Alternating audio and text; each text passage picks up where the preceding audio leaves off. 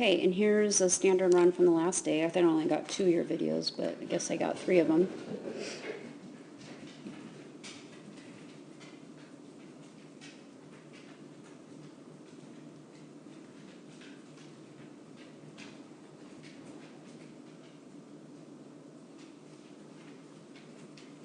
Okay, that was good.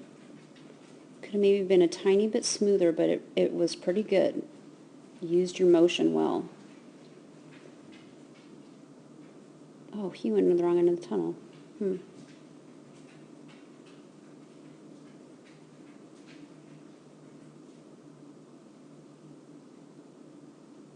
Oh, you little stinker. I probably would have made him go back and do it. You see how he's different, though? Like, in the weaves, he slows down, and he looks pensive, and here, the rest of the time, he looks a lot different. Naughty.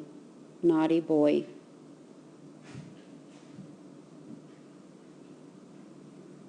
It was nice. It was a nice ending.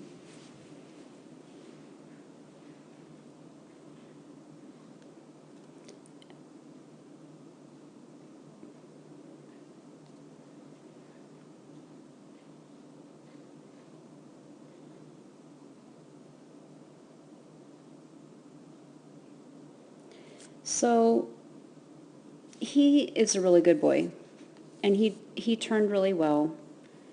But here he is taking off, and you're just forward. And I think the only reason he knew that there was a turn coming was because of your location, because you weren't going past the plane of this jump. And that's good. I mean, that's what he should do. But you could have probably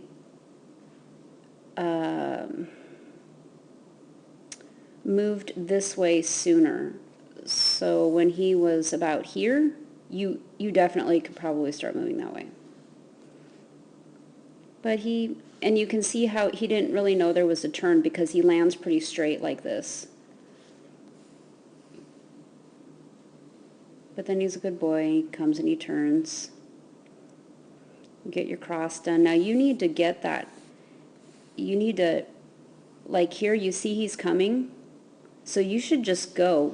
You're hesitating just a tiny, tiny, tiny bit. Okay, once you see he's going, you can go.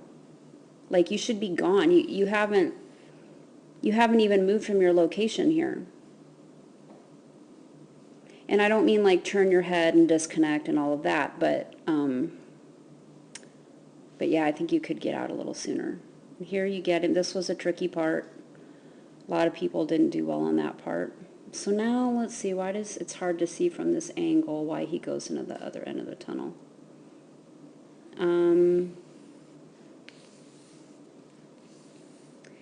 My guess is if I remember this course right, you had to be a little bit lateral of the teeter. So because if you were right at the teeter, it meant that you had to like wow out a little bit around this triple, which would draw them into the wrong end of the tunnel. And it's hard to tell from this angle if you had to do that, but I remember the course enough to know that you had to be lateral of it, so probably that's what happened. You might have been able to get the correct end if you had used your outside arm and sort of pushed him into it, but I don't know for sure.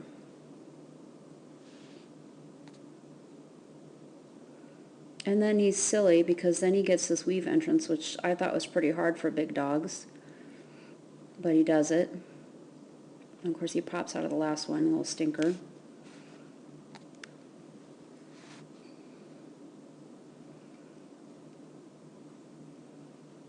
And then you get him to the table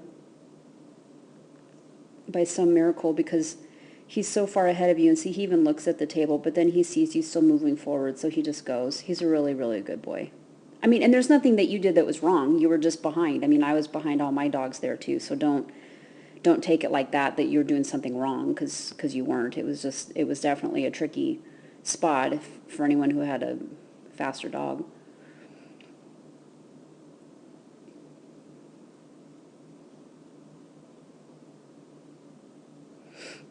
That was kind of naughty.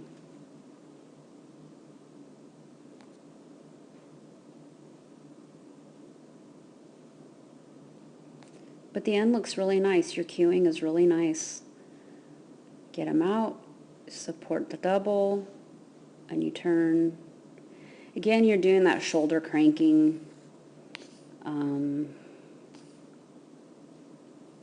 And it works, and your motion is definitely that way, so you're cueing the turn. And then in this case, it's okay. The shoulder cranking is okay.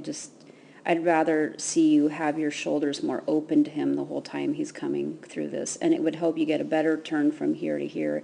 It wasn't like a really tight turn, but with this jump looming out there, it definitely was, you know, sort of making the dogs go longer than they already do over the spread jump. It's not too bad though.